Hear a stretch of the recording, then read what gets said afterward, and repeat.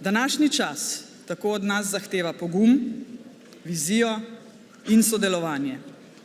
Vrednote, ki jih zagovarjate v tej plenarni dvorani, niso samoumevne.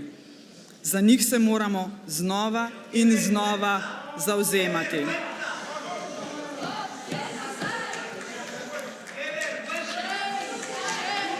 Can we please let the guests... Excuse me, Madam President, I will take her. Can we please calm down?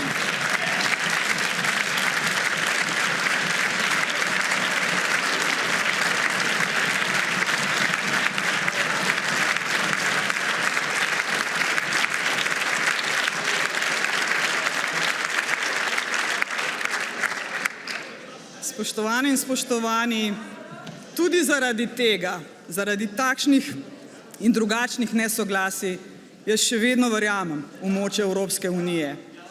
Gospod niti prevoda ne posluša, pa vse ve, kaj govorim, zanimivo.